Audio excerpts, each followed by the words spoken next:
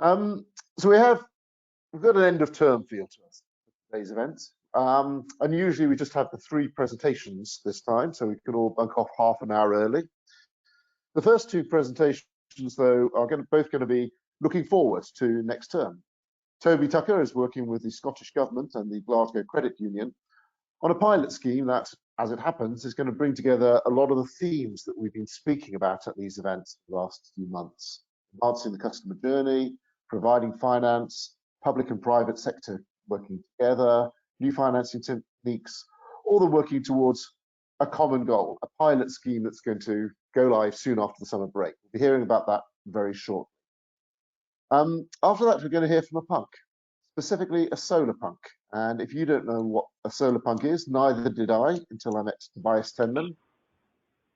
Clearly, I read far too many dysfunctional science fiction novels, but apparently there's a much more optimistic future. Tobias is an optimist, and he's going to be speaking a lot about the tools that we can use to bring us into this big picture. It's very big picture, it's very forward-looking, and it's got lots of lovely architecture. And last and definitely least, I'm going to wrap up.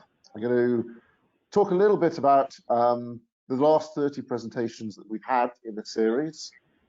I'm going to review a few of the themes that we've had over the last few months and a few personal comments. And most importantly, and I'm really going to be relying on you for some help with this, maybe discuss some ideas about where we're going to take this thing next. But first, though, Toby, I can see that you're there. We're going to head to Toby Tucker, who's currently putting the finishing touches on the scheme, as I said, with the Scottish Government and the Glasgow Credit Union. Toby, can you talk us through your project, please? Brilliant. Thank you very much, Richard, and welcome everyone. And thank you for allowing me to present and talk for a few minutes about market demonstrator project we're looking to undertake in Scotland with Glasgow Credit Union, partner with Scottish Government, and just tell you where we are, what we're doing, and how this project fits within the energy efficiency mortgage market implementation plan. So just a very brief introduction to myself. I'm an Associate Director in Scottish Futures Trust, which is a government agency that supports the public sector in planning, funding, delivering and managing their infrastructure investments and programmes. I've been on secondment within Scottish Government over the last 4 years, providing support within Energy and Climate Change Directorate, looking at approaches to financing the Holy Grail transition to net zero. So, Lucian, if you'd like to go to the next slide.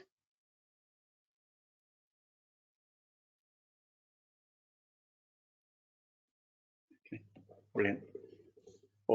So, just a brief discussion of what I'm going to be doing. I'll chat about and provide an overview of the pilot, what its aims are, who the partners within the pilot, who they are, and how it fits within the EEMI sort of initiative.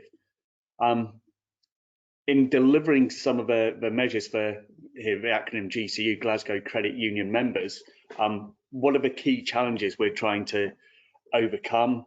What tools are we trying to put in place to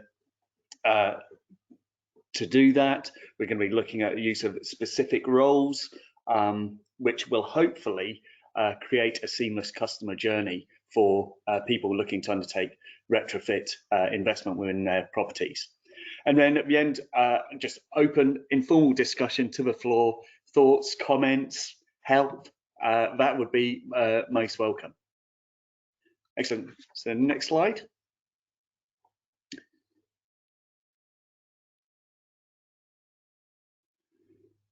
So what are the overarching pilot objectives? Well, I suppose one of the key things, and particularly working with Glasgow Credit Union, we want to contribute to promoting energy. At the moment in Scotland, there isn't regulation. And so in the absence of regulation, what are the best ways or tools we can provide to help develop a one-stop shop type service for domestic property owners, so the journey for them for installing energy efficiency measures is as easy as possible. Particular challenge within Scotland, there's lots of grant schemes available for those in fuel poverty, and for those who have ready access to credit, financing is not an issue. We have a particular challenge in trying to target a demographic where they're basically low-income households. How can we take them on the journey to becoming more, having energy efficiency properties and reducing their energy bills? Two other particularly important aspects are testing novel financing tools. There are various schemes and initiatives in Scotland for supporting householders in undertaking energy efficiency, but we're trying to look at new and more effective ways of being able to provide support.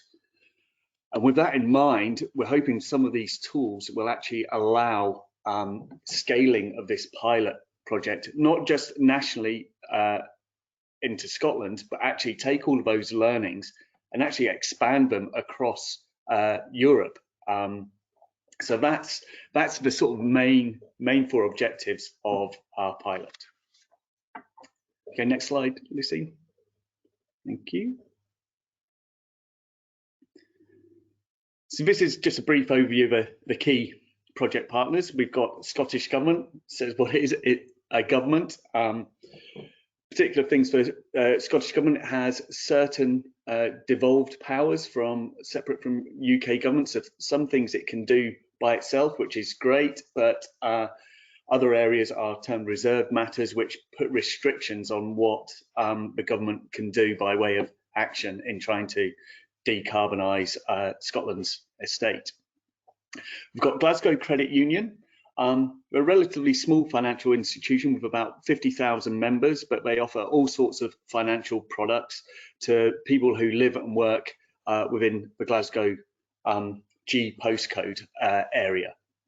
They're a financial mutual owned by their members, and one of their key objectives is actually, as well as providing financing products, financially educating some of their members on how to better manage their money, look at things like how benefits of spend to save. So there is also a financial education piece there.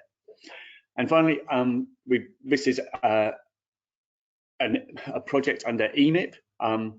It forms a market demonstrator project within this larger, wider European initiative. So we have partners, E.ON, University of Venice, Copenhagen Economics, in the province of Trento and Crith, who are all working together on various aspects of this implementation plan to pull together lots of learnings, information and knowledge, which can be shared widely and provide, hopefully detailed information and understanding and knowledge to the European Commission.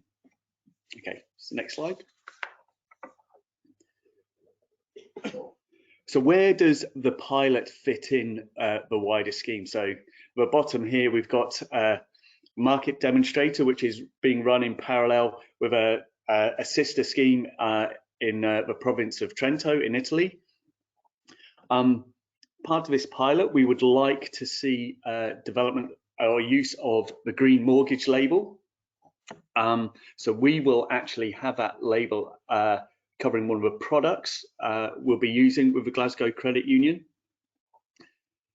And again, if we move outwards, this demonstrator is again just one small package of various things being considered as part of the EMF initiative, looking at consumer research, loan risk guidance, institutional cooperation, and actually forms the third phase of the wider initiative. And lots of you will be familiar with phases 1 and 2, the EDAP and EMAP, looking at data and definition of green mortgage label. So worth mentioning, myself and Scottish Government sit on part of the Advisory Council, providing policy and advisory support to the initiative. And of course, our friends Jenny and Luca, through EMF-ECBC, actually have overarching oversight, project management and support for this initiative. Okay, next slide. So in Scotland, I mean, across Europe, there are obviously lots of challenges and barriers to trying to grow the uptake of energy efficiency measures at scale. I've just focused on 4 here, which are particular to Scotland.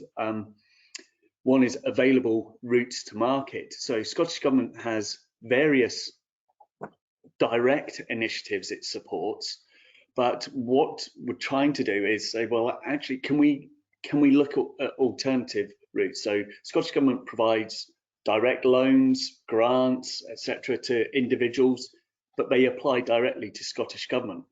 We would like people to access information awareness through the bank. So you might be going in to get a loan for a car or something, and actually that might act as a trigger for being introduced to, you know, considering things like energy efficiency mortgages and improvements to the property.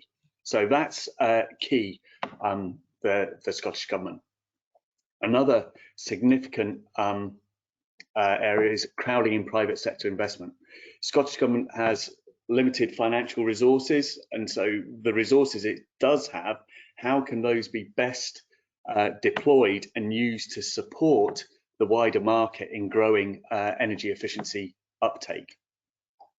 And this is particularly in the case, as I mentioned, we just want to encourage and promote energy efficiency and renewable measure deployment at scale across Scotland. So to give an idea of a scale of a challenge, Scotland has about 2.4 million domestic properties, and 1 million of those need to be decarbonised by 2030. So a huge amount of effort is needed to promote uptake, developing the skills and supply chain, because it's a real challenge, and Scottish Government, compared to a lot of governments, has set quite aggressive and challenging targets. And so that brings me to the fourth point, is, you know, trying to think of ways which can scale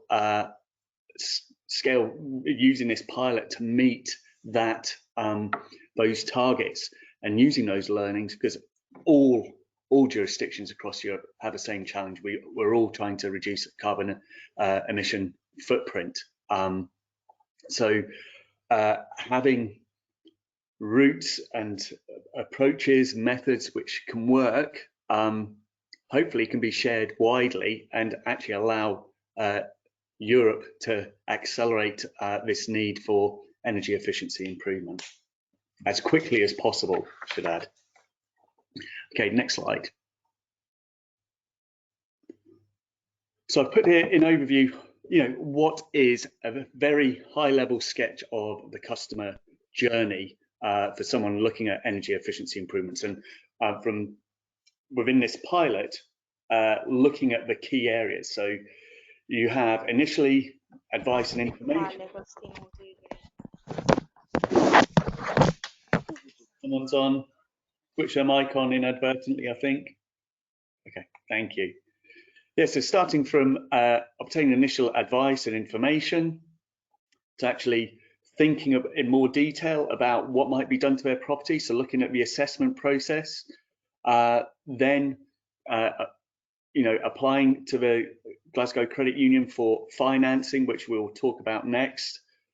Then actually looking at works being undertaken by an approved supplier chain, and ultimately ensuring that those works, once they're delivered, they do deliver what was initially assessed, and that, you know, quality assurance standards are met, and the works do deliver what they initially set out to.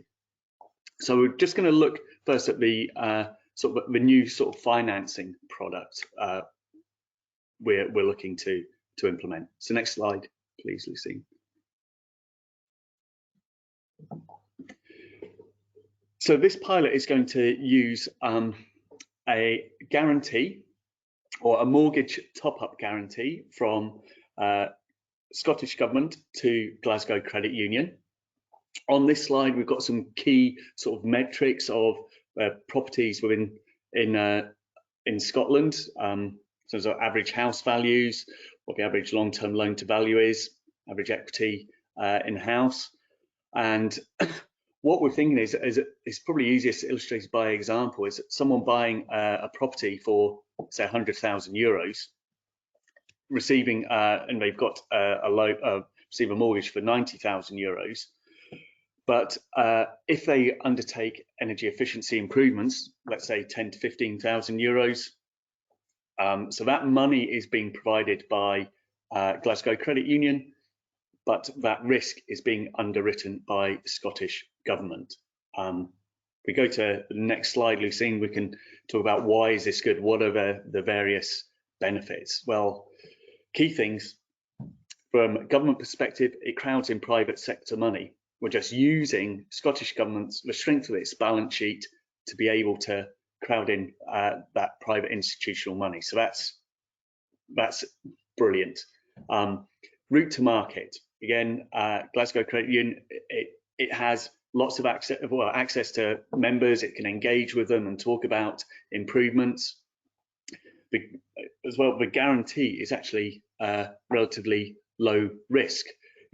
Mortgage market, lots of defined rates of repossession rates, defaults, arrears are well managed. So from a Scottish Government perspective, it's a relatively low risk in providing that guarantee. It also helps for those institutions, which it might be a relatively new market for them, for government to actually provide the support and de-risk financial institutions coming into the market and offering products, and then ultimately becoming familiar. It becomes part vanilla type lending, which they can then we can then withdraw guarantees, and the market becomes more developed and mature. There's the opportunity to provide low or no interest cost lending for the top up, so that's quite good. And by working on this pilot, it will allow us to hopefully create sort of a boiler or template documentation which could be expanded to other financial institutions working in the market. Excellent. So next slide, please. So that's an overview of the financing components. The other areas I want to talk about are sort of the ones, the advice and information assessment, the supply chain and quality assurance, because those I think are absolutely key for this pilot. So we go to next slide. And all of if we think about all of those other elements of the customer journey, lots of these areas can be addressed under some relatively new standards which have been implemented in the UK called PAS 2035. So UK government back in 2016 undertook a review called the Bonfield Report, Each Home Counts, which looks at very independent review of things like consumer advice, protection, standards, and enforcement for UK home energy efficiency and renewable measures. This standard has been documented. It's about to be implemented, or actually it's coming into force for particular measures which are installed by the big six energy suppliers in the UK under a scheme called ECO. But in Scotland, it's almost like voluntary at the moment. So what we want to do is actually see if we can deploy all of these aspects of this standard, so covering areas such as the intended outcomes for a homeowner, undertaking appropriate risk assessments. In particular, we all know there's a challenge with the current EPC assessment being an asset-based, asset-focused assessment. We'd like to look more at how the property is used, so altering sort of the assessment process, making sure design and coordination is robust and meets the needs of the homeowner, as well as that the installation is undertaken by a reputable supply chain, and to very rigorous and high standards. And with all of that as well, a key component is looking at post-monitoring and evaluation to make sure that the Scottish Government can actually learn from the pilot. You know, what do we get in terms of evidence and sort of measures getting deployed? What's the actual benefits to homeowners? What information will we get back from the pilot to think about potential future policy development or changes needed? So this is the standard we're looking to sort of deploy within the pilot. Can we go to the next slide, Lucine? And under these standards, PAS 2035, there is a particular role, and it's given the name as a retrofit coordinator, who can actually deal with or look after and manage most of those processes through the initial assessment through to design, project management of the installation, and actually the post monitoring and evaluation. For this particular pilot, here documented some of the roles they'll have within the demonstrator. Now, it's a relatively small pilot, and actually as we take, hopefully, this project forward and grow it at scale, some of those roles, such as looking at installation and design, those actually get fragmented out into specific roles under PAS 2035. But initially for this pilot, we're going to have a single person who is able to look at the whole process.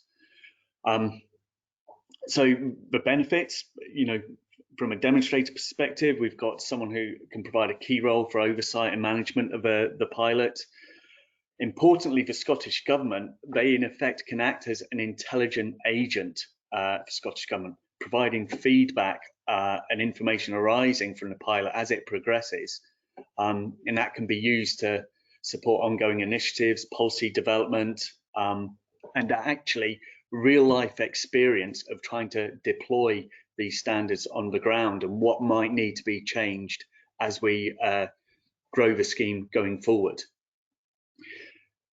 What I think is nice for a homeowner is it supports delivery of a one-stop shop service. I undertook actually quite a few international case studies looking at policy of what makes deployment of energy efficiency successful. And there were three sort of main pillars, really. There was regulation was key for driving change. Government support, incentives, be those fiscal, grants, interest-free loans. And the third common thing was actually a one-stop shop, making things as easy as possible for the consumer to undertake the measures. So they only have to make a single phone call, and from that point onwards, the whole process of undertaking works on their property becomes as easy as possible. So that's what we're hoping to use on this demonstrator project, and see what learnings come from that. Okay, I think there should be a last slide next. So here is just an overview of the timelines. We started the project in earnest back in March.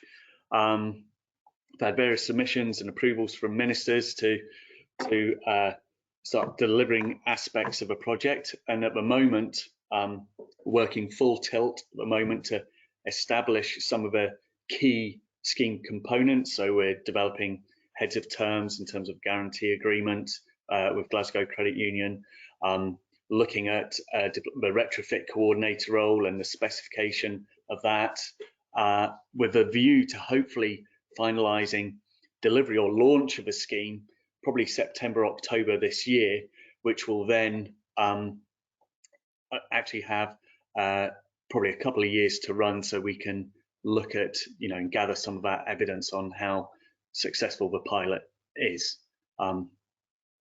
So that's a very brief canter through this demonstrator project under the EMF initiative, and I suppose from here, I'll just open up to the floor for questions, thoughts, or comments from anyone. Happy to take questions. Thank you very much, Toby. Please feel free to either put your questions in the chat room or just speak out loud. If I can start though, Toby, there's a couple of aspects of what you talk about there that I'd really like to ask about. That concept of the retrofit coordinator is a new one on me. I completely get that a one-stop shop is important for making it easy for people. Who are these people, these retrofit coordinators? Are they employees of the government, of the credit union? And where did they come from? What was their training or background? Very good question, Richard. Yeah, so to become a retrofit coordinator, it's an accreditation you need. So within the UK, you have to apply, undertake appropriate training. To give an idea, for our pilot, we're looking at people who are sort of qualified surveyors, architects, who will undertake this accreditation to say, yeah, actually, we've got, basically we're underlying professional sort of body or individual who is actually able to deploy and undertake this retrofit coordinator role. So unfortunately, Richard, you or I just can't apply and just become a retrofit coordinator and just go around to people's properties and undertake role. You need to have the appropriate skills and knowledge to be able to fulfill that role. I know I don't have the appropriate skills or knowledge, so that's okay. My other question was much more vague, and that's just about the politics. Now, you said the Scottish government has these bold commitments towards decarbonisation. They've also got a duty to protect the balance sheet, to protect the taxpayer. How did the conversations with the ministers go? How did you persuade them this is the right bang for your buck? It's a good question. Again, this was actually relatively straightforward because Scottish Government has, certain capital budgets and resource budgets. It already, hundreds of millions it deploys to this area. But the use of a guarantee is fabulous. There's no actual money going out the door at a particular point in time. There will be projected expenses, as losses are incurred, but there could be a call on those guarantees, but they're relatively predictable. And the challenge for government is trying not to use its own financial resource. What it would like to do is that the capital it has is best deployed for those who don't have access to other money, so putting it into grant schemes, etc. So if we can use Scottish Government's balance sheet to actually get that money externally coming in from financial institutions, it was quite an easy conversation in that respect, because it's not like saying, well, actually, do we need to create a partnership or joint venture fund with a bank, where we could put in tens of millions, and institutions could also deploy capital and bear some or share the risk that way. So it's actually fairly straightforward. Great. Thank you. Do we have any other questions, Toby, before we wrap up? Well, look here, Richard. I mean, I would like to make some comments. I think that the role of Toby is fundamental to change an ecosystem. The engagement of national authorities is the key driver. Of course, we want all to become retrofitting coordinator. That's the dream of all our wives, I think. But I mean, I think that we need to build an ecosystem, and only public authority have the capacity to train new labor skills and new labor profiles to give the direction of where the market should go. That's why we are very pleased to have the engagement of the Scottish Government, because it's not only a province, it's not only a city, or it's an entire macro area which is trying to work together with the market, with the businesses, to try to change the mentality of consumers, of lenders and investors. That was an approach that was very clear to us. We cannot make this alone. Banks cannot change the entire ecosystem alone. We need a strong engagement of public authorities, and we are very pleased to have the engagement of Toby, who really is changing the business model of our idea, in the sense that, I mean, the engagement and the support of national authorities is a pillar of the next steps of the renovation wave. So I would like to underline the importance of their role. And what we have in Scotland is a fantastic example, but we need to do more. So we hope that other countries can follow the examples that we are producing in Scotland, but in the province of Trento.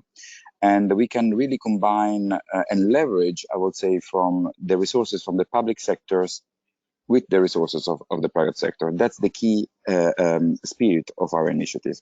So allow us simply to say a big thank you to Toby, to their trust to our initiative, and to the excellent work that they are doing. And luck is always with us. And the participation of Toby at the beginning of the COP26, I mean, we hope to all to be able to be in Glasgow in November, when the COP26 actually is showing the willingness to change the market, and we have to be there to bring our ideas and to present 5 years of good work of these initiatives. So thank you, Toby, from all of us. That's brilliant, Luke. And I was just, if I could just one final comment was, you know, this pilot just arose out of discussions between itself, Luca, Jenny. You know, I think, crikey, that's almost probably 3 or 4 years ago, where you say, actually, you know, it's one thing, you know, we're trying to unlock all of this, you know, weight of capital, which is desperate to come into this area, but actually having great financial products on their own doesn't mean people are going to take them up. So, you know, when I'm chatting with Luca, it's saying, well, actually, Scott, can we try and create as supportive an envelope or cuddly arms around, for want of a better phrase, to make make it as easy for people to uptake energy efficiency investment in their properties as easy as possible. Just having a product on its own doesn't work, because, you know, banks, they're limited in what they can do. They do need the support of public bodies, local authorities, municipalities, and governments to help, you know, get that investment and growth in the market. So it's thanks to Luca and you know, the initiative for actually supporting this demonstrator project, and let's hope it just provides some valuable outputs which can be used elsewhere. So thank you very much. Let's hope that indeed. We're saying all of this before the first loan is made, so fingers crossed. And Toby, promise you'll come back later in the year with the first experience, when we've actually got up and running, we've learned something of the process. You come and present to us again. Will do. Thank you, Richard. Thanks very much, Toby. If I can move now to Tobias, I believe you've joined. I know you had some problems with the traffic jam. Thank you very much for joining us today. I was saying earlier, before you joined, about the science fiction that I read being all dystopian and very bad future, but I think you're a bit more of an optimist. Could you talk us through why? Yes. So, hi, my name is Toby and I'm from Hamburg. I also started my career as a banker. I would like to show you my slides. It's gonna take a few more seconds. And when I was in banking, I just realized that, of course, everyone is talking about products. Everyone is talking about how we can grant loans, how we are good in risk management. And right now, I would like to present to you my idea how we can mix our banking industry with the future, how we want to see and build the world. I just see that I need to check in again, as I can't share my screen. Just give me 1 second as I need to dial in again. It says restart GoToMeeting. Just give me 1 second, please.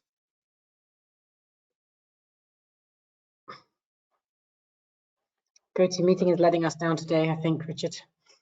The first 8 editions of this, we haven't had a single technical glitch. GoToMeeting is clearly in holiday mode.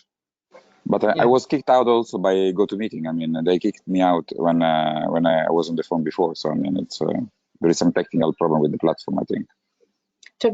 Tobias, we also have your slides if necessary, and we can also share them for you if necessary. Okay. Yeah, I just see that I can't share my screen, unfortunately. So Lucina will show them for you then, Tobias, and then you can just tell her when to move them on. Okay, perfect. Let's do that. Okay, I'll do it.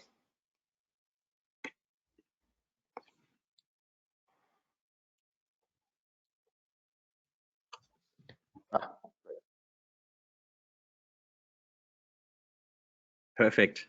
So yeah, so today I would like to present to you an upcoming topic in the recent past, I would say, and that is the rise of a so-called solar punk world, or an ecotopia. So on the next slide, so you see a little bit about my history. So I started my career in banking. I worked with Commerzbank, then became a consultant with FIS and ZDB. I met super successful and interesting clients such as HSBC, Santander, Erste Group. I was basically in the perfect storm in 2008 when the financial crisis hit. That was an interesting place to be. And then afterwards, I discovered that there's so much to do in education. So I started my learning journey with Kellogg WHU, and then went for some executive programs. And then my focus topic became systems transformation, which is rather interesting because we are all surrounded by systems, although we sometimes do not acknowledge that. So whatever you do, of course, has an impact on your environment, and your environment also has an impact on you. So one of the super cool movements I found, and that is basically, let's say, the next generation of movement like Bauhaus, is the so-called solar punk movement. On the next slide, you see one of the principles of the Bauhaus members, Ludwig Mies van der Rohe, which is less is more, right? So especially in the Nordics, it's very common to have a reduced lifestyle and to be connected to nature again. Over here, you see some of Mies van der Rohe's works. That is a Farnsworth house. It's surrounded by nature, and you feel very close to nature, actually. So that was one of also the guiding principles of Bauhaus, to feel connected to your environment, to be spacious and luxurious. On the next slide,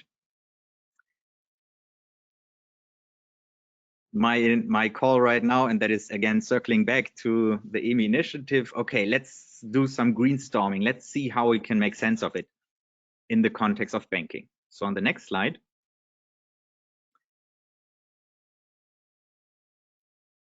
that is why my quick walkthrough. So what is the status quo? What did we do so far? What is the situation?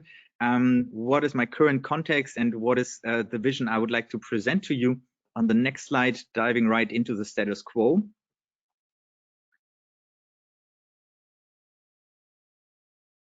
That's just another slide. If you go on the next slide, then you see that was my current context, or back in the days, that was my context, and you see it right now with a Brexit debate, with the voter leave, with America First, with the Trumps. There is some kind of a problem with banks sometimes, because sometimes the public eye is not so happy with us as bankers. We are sometimes perceived as supporting the trends and being very opportunistic if it comes to investment decisions, if it comes to supporting projects. So of course there are super cool and interesting banks that decide to really use their power and use their decision-making capacity in order to drive society to something that is, let's say, more interesting or more beneficial. On the next slide, you also see some stats. And that is a trust declining. So there are technology and education that is perceived as very supporting and very trustful industry. You also see that professional services and transformation, these are industries that really gained the trust of the public eyes, while financial services and automotive industry is on the the other spectrum of the distribution. So that of course drives the question, like how can we as people working in the financial industry gain our trust back? And my assumption is that this can be done by walking the talk. So if we say let's greenstorm, then it's really on us to make sure that we are actually greenstorming and supporting something that is related to green transformation. On the next slide, you see that of course there is there's a liability with us, right? Why is that important to ECBC? Well, if you take the real estate sector in total, that's larger than the stocks and bond market combined, right? So, and if we say we are contributing to the spirit of mobilization and collaboration across society, then what does it actually mean? Like, what is it that is cross-sectional cooperation? And the very position I'm currently with Factory Berlin over here in Hamburg, sounds contradicting, I will tell you why it's not, is actually this cross-sectional cooperation that I would like to present to you. On the next slide, you see also why that is super important, right? We saw a first wave crashing into our daily lives with the COVID crisis. We might see a recession afterwards. Of course, right now, all the central banks are trying to mitigate. The governments are opening the gates for fresh money, but you also have other waves coming into our public mind, and that is the climate change and the biodiversity collapse. These might be waves that can be actually larger, and sometimes we try to forget about them, but they are coming. On the next slide, you see then how my career also tapped me into a domain that's called system thinking, and that is about an invitation to rethink banking. It's not about the disconnected part, but it's about understanding how whatever we do as banks is interconnected to our daily lives, how transformations go from linear developments to circular developments, how we can break the silos by trying to understand what actually emerges from our environment. And on the very bottom right, you see isolation versus relationships. So as a systems thinker, you try to connect the dots and you try to understand what are the relationships between the different segments you have. As bankers, working with products that are related to real estate, of course, we do have a connection to real estate per se, right? We manage the building and the development of new real estate. And that is what I will show then later in the third part of this presentation. On the next slide,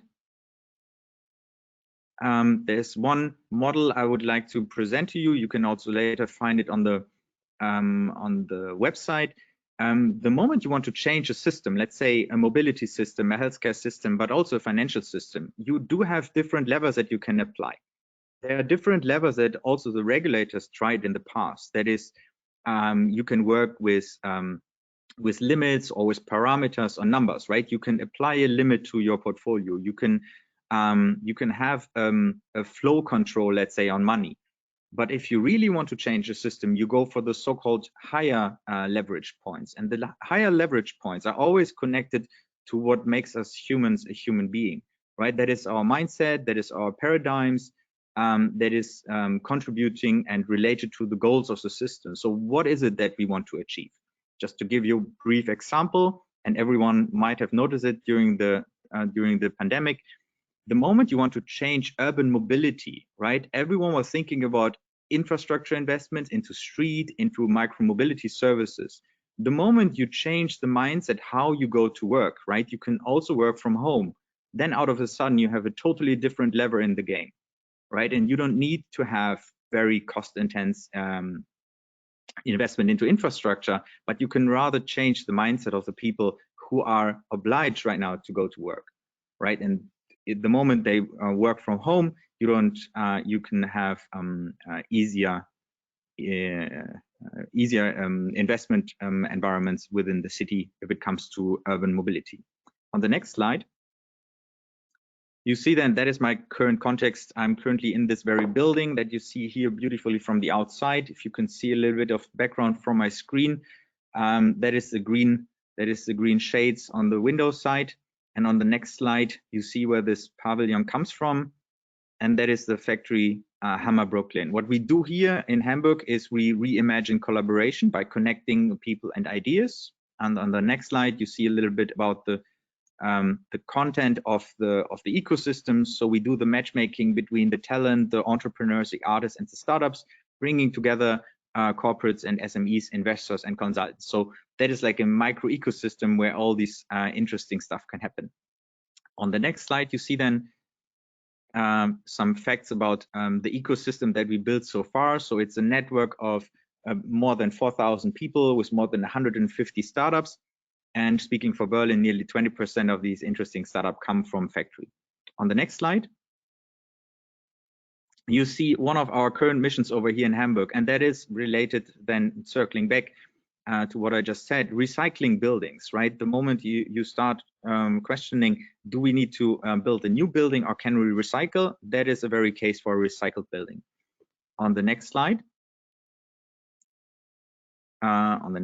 Then, you see the history of this building was the US pavilion on the Milano exhibition in 2015. So 6 years ago, the US posted this pavilion in Milan. And then, as you can see, it was all green. It was built for an exhibition hall. And then on the next slide, you see what we did with this very building. It had been decomposed in Milan, had been transported to Hamburg. And right now you see this pavilion right in the city center. It's right now a creative space. We have artists, startups, community members joining us and enjoying this brand new location over here in Hamburg. On the next slide, you see why this is connected to this so-called solar punk movement. So what is solar punk actually? It sounds a little bit edgy. Let me introduce you to the movement. On the next slide, you see that it's a movement of this very intersection of science fiction, of art, fashion, but also activism, and of course professional services at the end. And the very question related to solar punk is, what is it, or how do we want our sustainable civilization to look like? Like, do we need to explore space in order to escape Earth, or can we do something on Earth actually contributing to the livelihood of our planet, right? So Luca also mentioned it. If we see the future in a positive light, not a dystopy, but in utopy, then we are in the solar punk and in the solar punk movement. On the next slide, you see a few examples of it. So that is the inspiration. As you can see, it's closely related to arts, right? So the artists took the lead and they said, okay, if we imagine a future, that's how we want the future to look like, right? It's green, it's spacious, it's in harmony with our environment, it's related to nature, and it's actually circling back to some of the very traditional values of the Bauhaus movement. On the next slide, you see what we did with this inspiration so far. You see the buildings in Shanghai. You see on the bottom right corner, that is the Salesforce main station in San Francisco. And on the top left, you see a new building in Hamburg that is an old bunker. And it will be covered in green with a hotel on top of it with creative space also. So that is actually not an utopia anymore in the sense of, oh, that's in the future, but that's happening right now. So people go into this movement already. They take it as an inspiration. They go to the banks, they ask for investment for these kind of ventures. And on the next slide, you see how that is related to finance, because the regenerative finance circle that is connecting the dots between renewable energy, impact investors, but also the generation process of not building something new, but recycling, that leads to carbon credits and at the end to a regenerative future. So it's connecting the financial capital with a natural capital. On the next slide, you see how that is also very much what we said about funding the hope for a better future, the very paradigm that we want with EMI. On the next slide then, you see how this is also capturing and connecting the dots to a movement everyone knows about, the Fridays for Future. That is the main shopping street in Hamburg. While during a Fridays for Future demo, they colored the street and said everyone's for the 1.5 degree limit. So it's in our public environment already that we need to do something for our planet, that we need to rethink our habits and build the future of tomorrow, keeping our sustainable thoughts in mind. On the next slide, you see then that this is from our perspective, so also speaking for Thorsten from Hypoport in Hamburg, that is our invitation to start funding the future. If we are connecting the dots and if we keep using movements like Bauhaus or solar punks, we are on a good track for keeping banks relevant, for gaining trust again, for being an inspiration and a funding source for bold yet ambitious and interesting projects. But it's an invitation, right? So we need to follow this invitation. There are artists around us, venture builders around us, investment companies around us that are actually working on these already. So I would say it's on us to go into this movement as well. So that's currently my invitation to join us, to visit locations like Hamburg, like the Factory Hammer Brooklyn I just showed you, to get engaged with these new projects, to really wrap your head around it, how you can also make a difference in it, right? Not losing the connections to the real estate projects we are financing, but being closer to these people, understanding what drives them and understanding how we can shape and form the future. And on the last slide, that's actually our call to action. Then let's get in touch. Looking forward to invite you over to Hamburg to showcase you more of these solar punk projects coming up, but also to let you know how we can collaborate better, foster collaboration amongst the cities, amongst the different industries, and also together with creatives such as the solar punk movement. Thanks very much, Toby. I like your vision. I like the idea. I like those buildings. Artists and architects are always about that. They're always about trying to create these visions. Bankers never are traditionally. We're always conservative. When I look at the people in this room listening to you, most of us are either bankers or ex-bankers. You're an ex-banker. Not normally the most innovative people, not normally the most artistic people. I guess you could probably overcome that with this kind of communication.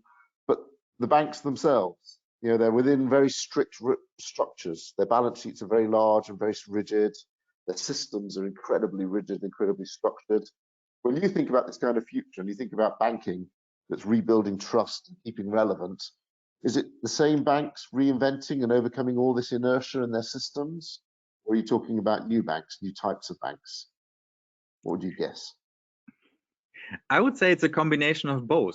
So as a consultant to existing banks, to old traditional banks also, but also to neobanks, I must say, of course, for a neobank, it's super easy to do these steps earlier, right? Because you don't carry this legacy anymore, right? You can have a fresh start. There's one bank in Hamburg called Tomorrow Bank, one of the largest growing neobanks in Germany.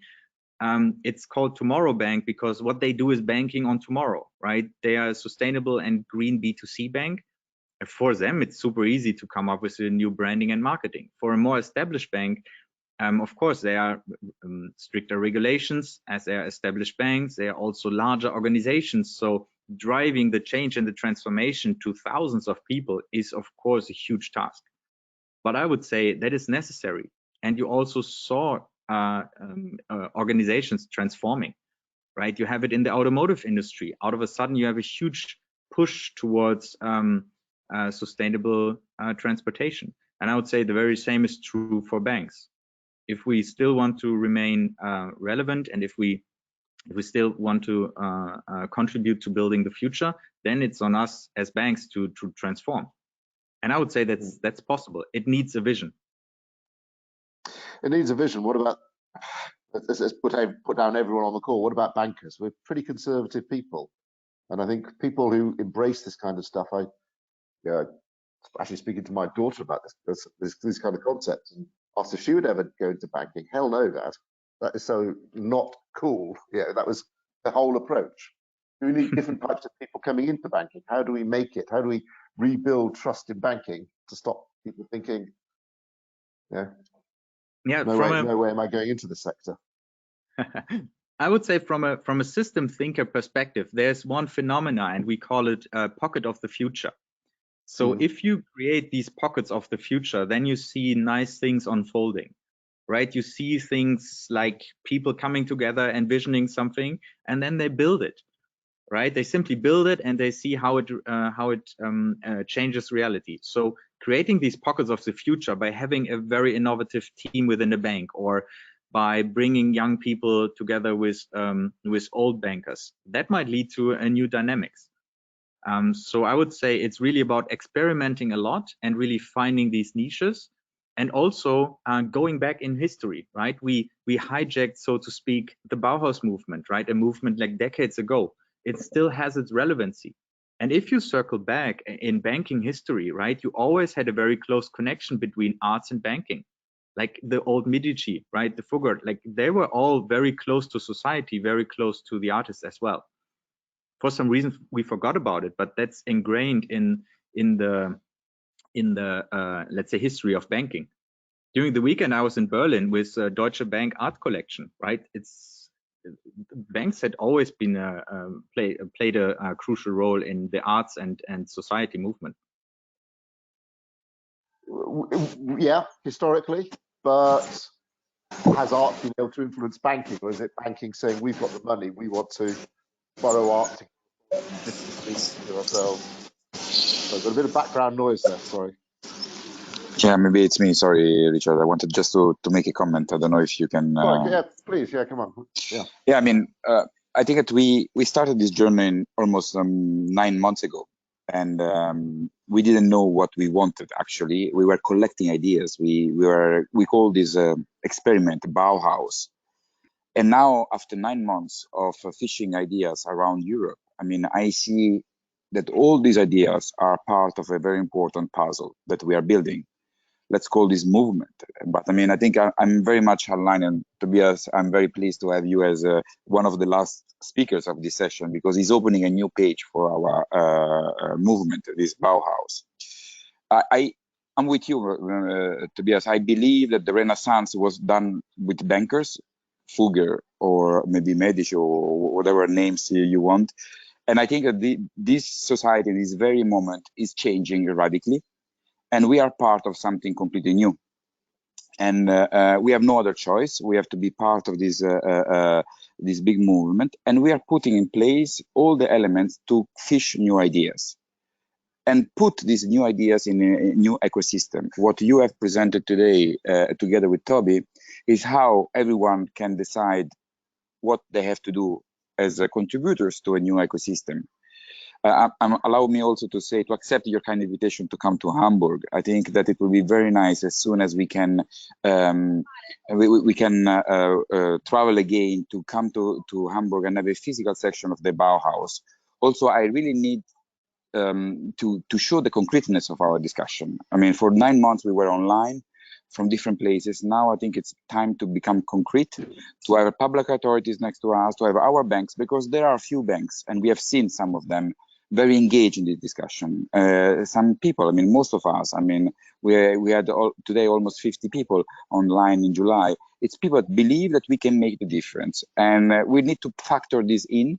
We need to speak to regulators, we need to speak with the local authorities, we need to speak to banks, to investors, and trying to get this new flow of ideas in a new movement. So Tobias, I mean, your words are very well taken. We welcome your initiative, like the one of all the speakers. And I think that in these 9 months, it was a fantastic journey. We would like to thank all the speakers for sharing these ideas. Now it's our responsibility to take all your good ideas and to build the puzzle, put things together, and give this puzzle in the hands of the European regulators, who have to design the regulators in a way where we can continue to do our business, but also to contribute to this change. So we know we are boring and conservative. We are all like this, as Richard was saying, but we can make the difference. And I, together with the team, because let's don't forget the team, Lucine, Jenny, everyone, we believe that we can make the difference, and we would like to offer to our members a vision of something is going on. And the Bauhaus is the essence of this kind of tentative to give or maybe to build together a new vision, and trying to decide all together also where it's efficient to allocate resources, which is, I think, at the end of the day, the story of the banking system, the efficiency of where we put our money. Richard, can I allow me to give you back the floor? But I wanted, that was my idea of the introduction, but Tobias was really inspiring to me, and I like really, well, to be the Tobies, because we have two Toby today. We wanted to offer you two special Tobies, providing two different angles from Edinburgh and from Hamburg, because something is moving and it's something important. Let's don't miss the train. Let's jump on the train and do our job. Thank you, Richard. The floor is yours. Thank you, Luca, and yes, and thank you, Toby, for your presentation, your thoughts, your vision on that. And yep, I completely agree with Luca. We're going to take you up on that. We're coming to Hamburg. I want to see that building for real and take the conversations further. So thank you. And finally, by way of a wrap up, we have one last presenter before the summer break, me. Luca phoned me up, I don't know, last autumn sometime, maybe it was October, to come up with this idea of Bauhaus, and a lot of what he just said and a lot of the things that we've been discussing fit in with this idea. And I guess there's always, yes, I am conservative, yes, I am a little bit of a skeptic, and I think my immediate reaction was I had two concerns probably. One is, are we going to have enough to talk about? And the other one, is it going to be relevant, particularly? Enough to talk about. Well, energy efficient mortgages, that's quite a simple concept, isn't it? We know what we think it means. We know that we need to have more of them, so let's find nice ways to fund them. To some extent, there's been a degree of repetition. We've looked at presentations which cover similar issues within different countries. But one thing which is very striking about them is each one is different. Two of the very first presentations that we had were both about streamlining the customer journey, but in different countries and actually with different nuances, which was the more important. Was it in the guy installing the solar panel, or was it an ability to link into the bank's mainframe system to finance that? The fact that they both were looking at streamlining the customer journey didn't mean that they were necessarily repeating what they didn't have anything to add. And I suppose the other thing is relevance. Now, I come to this from bank funding point of view. I know quite a lot about bank funding and almost nothing else about the rest of the value chain. But I think it's increasingly obvious as you go on, and I'm increasingly obvious through my career, that you can't be in a silo. Since the global financial crisis, individual bank funding products cannot act in isolation. They have to be part of a much broader picture. And an extension from that, from bank funding, we go to bank risk. From bank risk, we come to origination of assets. Origination of assets, we come into architecture. We come into modeling of energy efficiency and all of those areas. And I hate using the word holistic, because it's zeitgeisty, but yeah, it is a holistic thing. The presentation's even a long way from the parts of what I know in the value chain that tended to actually be very relevant and very interesting and creative thought. I think another motivation for this, realistically, was boredom. Yeah, we're working from home a lot. It's quite dull. One of the criticisms, I suppose, of working from home is that it stops the interconnection of ideas, that random conversation that you get in a nice office environment. And undoubtedly that's true, but also it allows us to have these kind of conversations and to talk to people in other areas that I wouldn't necessarily have spoken to. I'm sure if it wasn't for the Bauhaus initiative, we wouldn't have heard of solar pump. We wouldn't know about the problems of data of EPC certificates. We wouldn't be making those kind of connections if we'd only been sitting in an office and only going to relevant conferences over and over again. But really, this presentation today, I've only got 5 or 6 pages here. I want to come up with some common themes around this general big picture, this general big picture of supporting the increase in energy efficiency by providing, as I think this is Luca's phrase, by providing a platform. I really want you to join in and to come up with any thoughts and observations. I want to think about how we can make this better in future and what the new challenges and what the new things we should be looking at are. So again, Lucien, if you can go to the next page. For me, this whole journey started with a conversation with Jenny probably about 8 years ago in Amsterdam, where she said, energy efficient mortgages are less likely to default. I said, I believe you, basically. I think that it would be lovely if that was true, but we've got to have a really high bar of proving that that's the case. I'm naturally quite conservative and skeptical. Banking regulators are naturally conservative and skeptical. And I think more and more people wanted to say, well, it'd be lovely if this was true, but if we're actually going to change bank regulations, we need a heck of a lot of proof of that. That proof's got to be really robust. There's no intuitive reason why an energy efficient mortgage than a non-energy efficient mortgage. Prove it to us with data before we can actually act on it. We can change risk allocations, we can change provisioning requirements, all of those good things. And a lot of the presentations that we've had have been on that theme, exploring the correlation between energy efficiency, either energy efficiency as an absolute, changes in energy efficiency from one category to another, and trying to prove empirically that it works. The more mortgages you analyse, the more defensible that position is. But more importantly, I think the more diverse. Does this work in different cultures? Quite possibly within the work that's been done too far, we've been too concentrated on the study, too concentrated on the Netherlands, Italy, and the UK. Will it work in different countries? Will it work in different countries with different climates? And one of the fundamental things is this is predicated on ideas about energy efficiency in cold countries. How much it costs to heat your house? Does it work at different income levels? One of the key themes is that this correlation, I forget which study it was now, but one of the studies proved that the correlation between energy efficiency and risk is greater in lower income brackets. Can you extend that to lower income countries? I always bang on about Central and Eastern Europe because it's an area close to my heart. But it strikes me that we're doing a lot of this work in Western Europe and need to really start to apply it in Eastern Europe for the simple reasons that they're poorer, their infrastructure is less developed, more energy inefficient, and it's much colder in Eastern Europe. There's much more bang for your buck potential there. Another aspect, I guess, of this whole relationship is how material it is. Being an ex-banker, I of course put together a spreadsheet and I just looked at an average mortgage, an average bank's capital, cost of capital, and I modelled it and I came up with a monthly mortgage payment of €1,400 per month. Pretty average, pretty normal.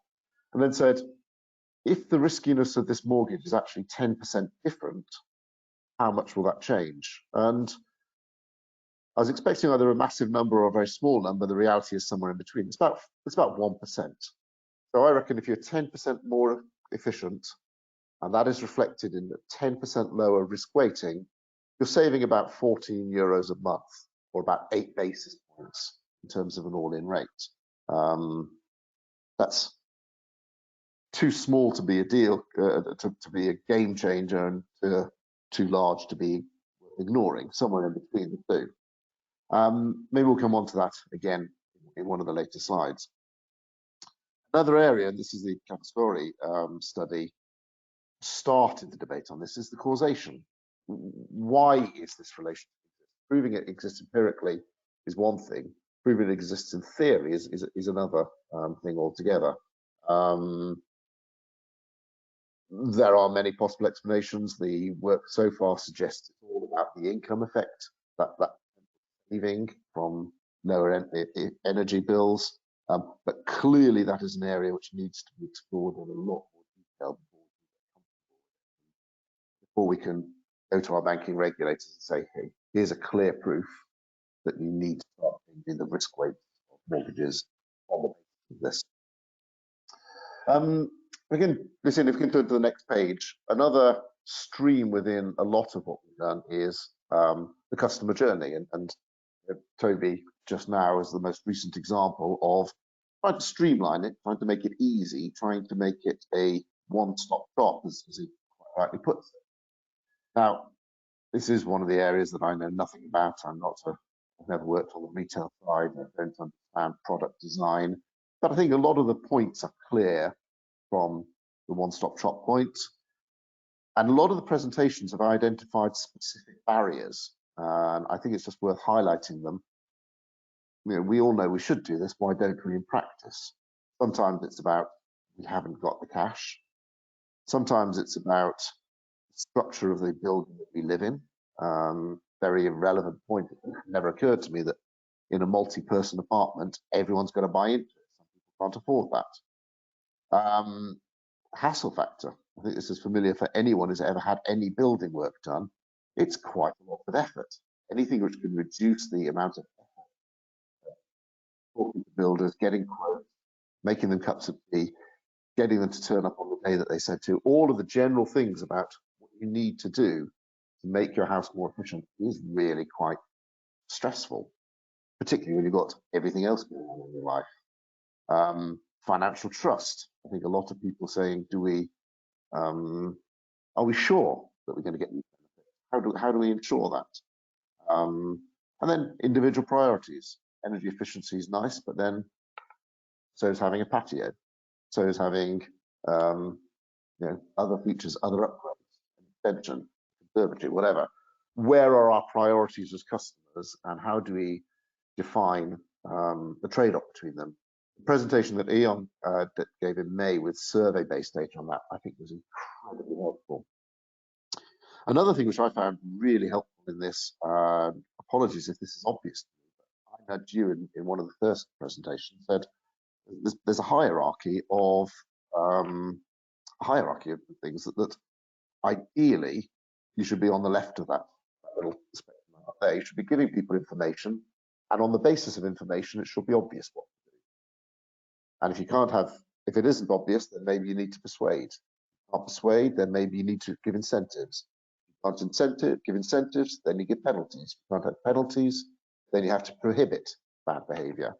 But the more that you can move towards the left of that continuum, the better. And particularly when perhaps there's not a democratic buy-in to some of these things, perhaps when government resources are constrained after a pandemic, we can't all afford to give massively expensive guarantees, subsidies to people to do the right thing. So those are some things which came across. And one small thing I just want to get up just about the point about solar panels. As I said, there's a lot of hassle about building works. I looked at getting solar panels for my house, I'll be completely honest about it. It was extremely expensive, far more than the savings would ever be. Now, partly that's because I live in a place with not very nice climates, but also just the sheer hassle of putting a solar panel on a roof is a very expensive process. The new wiring, the new structural support, whatever. Half a mile from where I live, there is a solar park with lots and lots of solar panels, basically on frames on the ground. And one thing which occurred to me, why can't I just buy one of those rather than put one on my roof? Why can't we come up with a scheme where I can say, I'm just going to attach a solar panel in a field half a mile down the road to my property and integrate it and avoid all of this hassle? And I still haven't got a good answer to that. I still want somebody to build a solar panel farm and then sell it off one house worth at a time in retail. Just got that off my head. If you look at the next page, quite a lot of the presentations have been speaking about investing and putting money to work. So that's fairly fundamental. I'll be honest that I've got a few little problems with this. The first is this concept of premium. All other things being equal, there's two bonds issued by the same bank or by the same corporate or the same utility, one of which is green and one of them is not green, have the same price. Now, there's a growing evidence that there is a differential. The German government perhaps is the best example. They've got the most and the most direct and comparable bonds. If you look at German government bonds that are green, they are about 5 basis points of interest differential to the equivalent bond that isn't green. And what's my problem with this? My problem is that I'm still conservative enough to want to believe in the fiduciary responsibility of the people looking after my money. I'm sure there are plenty of external benefits from investing in green, but fundamentally, I don't want fund managers doing that on my behalf. I want them to have a fiduciary responsibility to optimize the risk trade-off. If I then choose to do things which I believe are right for the money that I earn, that's my concern. How do you manage the concept of differential pricing for exactly the same economics? Well, I think one of them is to take the risk, and the comments that I made about the riskiness of mortgages and the evidence regulators, it's also a matter for rating agencies, for example. One of the things that I think that I would like to see a lot more work on is differential riskiness of mortgages being put into securitizations. Securitizations are a way of taking assets and actually providing better security on the basis of the assets. Securitizations were invented. Ian Stewart, I said you're there. You were in the vanguard of this in the many years ago. But remember that they were invented because the way that regulators think about risk was not particularly sophisticated. Regulators are behind the curve on how risky Halifax, Bank of Scotland's mortgage portfolio were, and securitize it because the market's smarter. We could probably say the same about the riskiness of residential mortgages. And if we'd see more securitizations of green mortgages actually making the point we need less credit enhancement to support it, the market can do what the regulators take longer to do. I'd love to see many more green securitizations. I'd also love to see more green covered bonds. Covered bonds aren't about risk transfer, but they are about highlighting and providing protections for specific subsectors of society that we want to fund. Historically, that's been about public receivables and mortgages, because it's vitally important. So are green mortgages. And for the covered bond nerds amongst you, if I was God for the day, what I would do is I would change Article 129 of the Capital Requirements Regulation. That's the paragraph which defines the assets which are eligible for covered bonds, and say yes mortgages, yes public sector loans, yes ships, but also green assets per se, assets that aren't just green mortgages, that are actually green assets in their own right. They should be eligible for protections which covered bonds provide. The other aspect which I think is potentially interesting, and I don't believe that we've explored enough detail, and I'd love to go into more detail, going in bank parlance to higher product. Fixed income is large numbers, more margin. I think that a lot of what's important to drive green investments is private equity, venture capital, those kind of parts of the spectrum. And I'd like to explore those areas more. If anyone knows private equity firms, leverage finance firms that are in startups, I'd love to see more presentations of that in post summer Bauhaus event.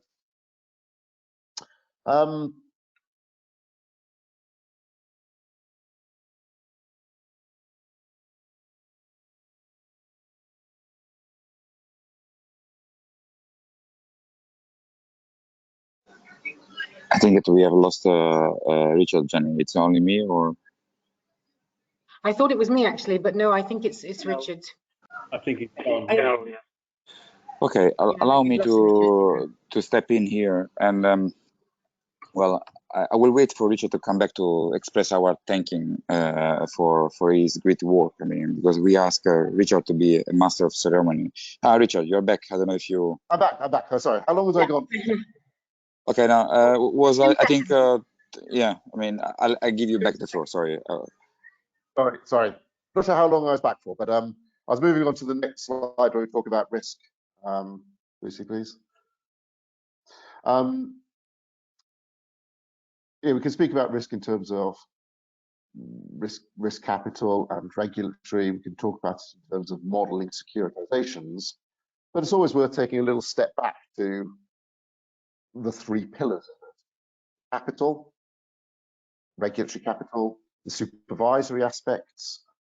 Commission and the ECB have both published in the last week, published some very interesting points on this, and the disclosure rules. There is a risk of disclosure overload. I've just listed some of the reporting standards that banks are having to go on about. All of these are topics which we addressed, which are vital, I think, and several good people, and I think I listed some of the presentations we had on this, are starting to say, well, we can take this basic relationship of mortgages, energy efficient mortgages, safety, and reflect it all the way through the value chain. Now, I spoke earlier about the savings from a lower risk weighting. That's just talking about the first pillar. The second pillar of supervision, the third pillar of the market discipline and market pricing of these securities, add to that 14 euros saving that I spoke to earlier. I'm running over, so I'm going to quickly go on to the next slide, which is about the data problem. This is something I really don't know a huge amount about, but I saw some very interesting presentations from several people looking at the problems of data and some potential solutions. I guess fundamentally, we've got some very clever IT specialists. We've got some very clever people good at analyzing the data. The problems a lot of the time are using common definitions, interpretation, being able to use that information in a consistent and sensible way. One of the points that I made in the very first conversation with Sean Kidney from Climate Bonds Initiative was, why can't we all have a common definition of EPCs across Europe? It's easy to report data, but actually defining it and then fitting existing data into standard format is the really tricky thing. And it's vital. We need a lot more work about it. So I've just about kept into the, if we go to the last slide. Thank you. Just about kept into my allotted half hour. I've got a few thoughts on why Bauhaus, myself. Luca has his own strong opinions on this. I think as covered bond people training, we know the importance of a brand. We know how you can just have a load of meetings, but actually, a load of financial instruments. When you attach a specific label, you call it something clear, then it's something which is identifiable and important. I think my second point here speaks very much to Tobias's presentation earlier about the qualities that you associate with the Bauhaus. It was a very liberal thing. It was an international movement. It was popular. People liked it. It was cool. It only failed to exist because of the rise of Nazism in Germany. It was all of those things that we want to associate what we're doing with, all of these things that banking needs to start becoming more. And it was a holistic saying that architecture doesn't work in isolation, design doesn't work in isolation. It's an overall big picture. Exactly. Tobias, your presentation is extremely timely. So yes, what next? And I think this is probably where I hand over to Luke. What next? But I certainly want to see a lot more two-way conversations, less presentations. I want to see more diversity in terms of what we're speaking about, who we're speaking about, which countries. And I really want to go to Hamburg to have the next round of conversations. And on that, Luca. Yeah, thank you very much, Richard, for guiding us in this amazing trip around Europe. It was, when people travel, they have new ideas, they see new things, and we have missed this traveling for 18 months. And we wanted to compensate this kind of a big loss of not sharing ideas by creating this platform. And you were the perfect master of ceremony. And I would like really to thank you for your intellectual support, for your trust, and for being really a perfect guide. I think that what we were planning to do is that we will invite you to have the last, hopefully, Bauhaus and a platform like this on the 20th of September. where we have already a full agenda with new ideas. And then I would like to take on board the invitation of Tobias to be in Hamburg, because as you, Richard, say, we want to have a real exchange where we want to see you more active. So we will try to organize something physically as soon as we can. We hope that maybe October or November can be a window for this. And we are really confident that this can happen. We would like to have you, but I mean, please, it will not be anymore a virtual platform. So we want your ideas. You want your comments, and Richard really will try to trigger you in the discussion. I would like to conclude with a bit of a romantic scene, and allow me to share this. Tonight will be a special night. It's the 12th of July, and if you look at the sky at the sunset, you will have a special thing. 3 stars or planets will be very much aligned. It will be Mars, Venus, and the Heart. So most probably, and the moon will be red, la luna rossa, as we say. This is a special coincidence, and you know, I think that the world is divided in 2 kinds of people: the people who feel like Ulysses, taking the boat and going to look at the new world in front of them, and the people that prefer to stay in their little island and ignoring the rest of the world. This is how I split the civilization. Well, there is one European flag that for me is one of the most beautiful flags in Europe, which is the Spanish flag. If you look, the Spanish flag is a sunset, and there are 2 columns indicating the new world. And the sunset is a special moment when you can see the planet Venus. In Latin was called Hesperia. Hesperia was the country, or the star indicating the country, the way to the west, where the Greeks, they found, first of all, the Magna Graecia, which was the south of Italy, which was a land for freedom. And the Greeks escaped from Greece to look for a new world in the Magna Graecia, in the south of Italy. Then the Italians, they look for Spain as a new world for a new hopes. And then the Spaniards, they went to America, and that was always their run towards west. So tonight, look at the sky at the time of the sunset, try to look to the red moon, and think that you can decide your horizon. You are Ulysses tonight. You can decide your new world. You can listen to the ideas of every single country, take them on board, digest with your culture, and change your mind. What we've done with Richard, we took him 8 years ago. We use La Maga Circe, Jenny, to convince him that, I mean, there was a new world, and now Richard is now our new Ulysses, bringing us around Europe, discovering and taking all the new ideas and bring them together. So tonight, look at the sunset all together, and let's dream for a new world. We need you. We need your intellectual capacity. We need your business connaissance, your competence. But together, all together, we can change our mind, and we can reach a nice new Hesperia, a new world, following the star of Venus and Hesperia, and going all together, navigating these difficult waters that will bring us to a new world. With this, I would like to thank you all, because it was really a pleasure to be with you. I cannot say that it compensated not traveling, not seeing you in person, but it made this a bit less complicated than what it was. Now we are ready. Enjoy your summer break. We will respect your summer break, so the next event will be on the 20th of September. I really wish you a nice, relaxing moment, and enjoy. Come back with more ideas, so you have time for reflect. Take inspiration from Toby, from Tobias, from Richard, and all the nice people who have presented their excellent ideas. Thank you all, but the last thank you is to my staff, because they really believed in something new. As you have understood in the EMF-ECBC, we really believe that we are part of a community, and we try to guide you and challenge your ideas, change together ideas, and do something new, have fun with this. Richard, grazie. I'm very sorry for yesterday evening. I didn't want to, it's not the right atmosphere to say thank you so much, but I mean, that's life. At least it was a team all in blue with some kind of yellow stars on it. So, and it was also part of you. Okay, thank you all, and I wish you nice holidays and I hope to see you soon.